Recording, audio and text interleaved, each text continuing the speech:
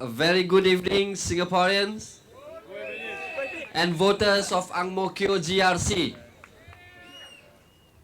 Although this is my second time, I still feel the jittery, you see. Seeing a lot of you here, I am very privileged to talk and speak in this rally under the Reform Party. We thank you for taking time to attend to our rally. I'm honored to be standing and be a part of the Reform Party to serve you. I'm an ordinary Singaporean like you, facing everyday issues that comes about from the current policies. I'm not going to wayang and say I'm a son of Ang Mo Kio or I have a difficult childhood. In fact, I was blessed with a privileged childhood. I came from a middle-class family. I got everything that I need. While my peers are struggling to cope with school fees, I was busy deciding what designer wear I want. That was then. Life was easy and leisurely until my father was made a bankrupt for a failed business venture. And my fairy tale ends there. At that time, I just finished school and waiting to be enlisted for NS. My NS allowance was only $250. And that was 10 years ago. Okay, that means on average, I will only get to spend about $9 per day for 3 meals. Okay, with no financial support from my family, I was living from hand to mouth. And even now, the NS men are having it tough. Because there was no support, there was no financial support back then, and there was no financial support now from our government. It is strange how the ministers justify their $1 million salaries, but when we talk about the NS men, they are quick to downplay the importance of having adequate salary or allowances for NS men. After my NS, I couldn't get a job straight away. There isn't any help. Then I understood what it meant to be poor. I have no pocket money. I am borrowing from friends to friends, relative to relative, just to go and find a job. The PAP doesn't believe in helping the poor, downtrodden and needy. Under the leadership of Lee Hsien Loong, the average Singaporean are finding it tougher to survive. The gap is pulling further away between the rich and the poor, and the middle class is being squeezed. Our wages are depressed with the influx of cheap labor. The PAP has stubbornly maintained that the minimum wage is detrimental to Singapore. We are one of the few countries in the world that don't have minimum wage. Without minimum wage, our wages will continue to be depressed and Singaporeans will continue to bear the high cost of living due to inflation. And that is why our Reform Party has pledged to pursue and champion for minimum wage in Parliament.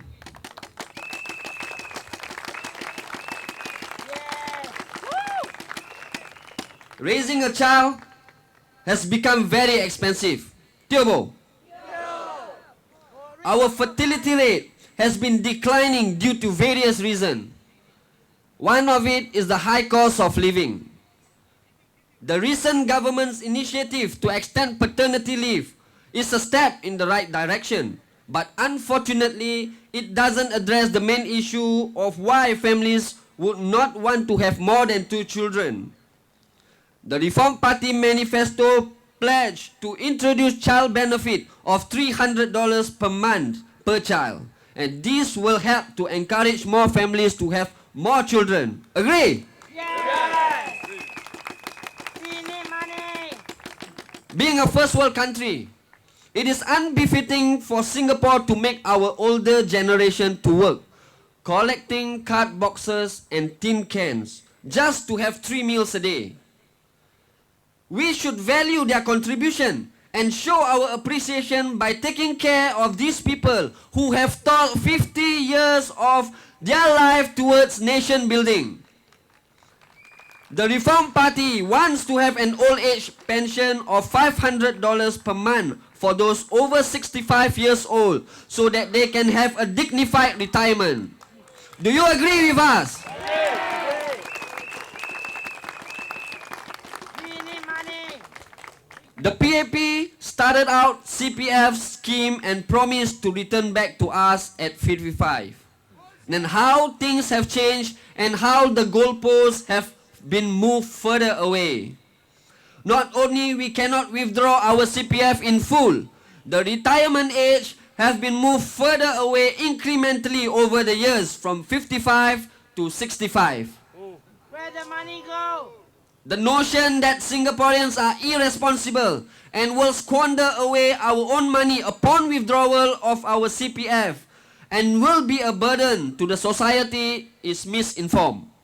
The PAP took an extreme example to justify holding back our retirement money. The Reform Party recognizes the importance of individual rights. As such, we will champion for policy to return back the citizen's CPF at 55 years old. Do you want your CPF to be returned back to you? We want our CPF. The Reform Party also intend to cap the foreign worker number at the current level and instead work towards increasing productivity. Our current scheme of spending billions of taxpayers' dollars to improve productivity has not been effective. We need to reassess this scheme in totality and find better effective ways to improve productivity. Whenever alternative proposals were brought up to improve Singaporeans' life, the PAP ministers are quick to propagate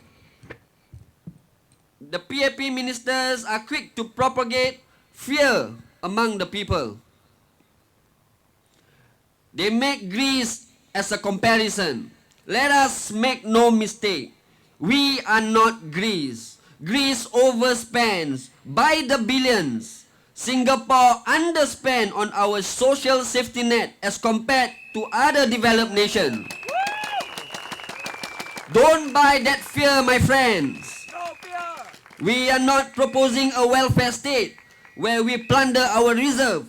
We are proposing for a well-rounded safety net, and if our money is invested properly at the root, less people will be falling through the crack. We want to be number one. This GE is about determining the kind of Singapore we want. We know where the PAP wants to take us and how it plans to bring Singapore forward. We know that. Using the easiest way to crowd Singapore with 6.9 million population. Do you want that to happen? No. You see, a lot of my friends told me that, the PAP have ministers, they have good ministers. I agree with them. Okay, but it is not enough to put good men in parliament. You need to know the party's policy and direction. I know they are good MPs, but good men counts for nothing in parliament. When they wanted to pass the 6.9 million population white paper, what happened to those good men? Everyone fall in line and as the party whips restrict freedom of choice. The same can be said for my Malay MPs in parliament. They are good people, no doubt about it. But what happened when the party they serve take a stand that go against the grain of the community? They also fall in line. These good Malay MPs cannot stand on their own. So we cannot depend on them anymore. We need to make sure that good people and also good party with good policies be in parliament.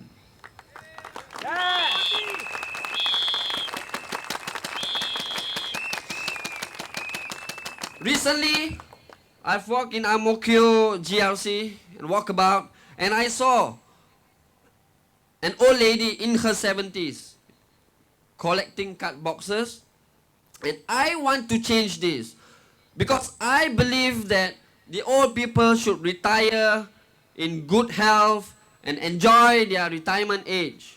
But looking at the way Singapore, the PAP is bringing Singapore forward, we can never achieve that. I know for a fact, because my father is now retired, without me giving him monthly expenses, he cannot survive on his own. He cannot work anymore. But what if he doesn't have a child? He doesn't have me. He don't have me as a child. What will happen to him? He has to work. And that can happen to any one of us in 50 years' time when we are old. So we have to change this system of economic growth at all costs. We have to put the Reform Party in Parliament. Let me be your voice in Parliament. Let my team be the voice in Parliament.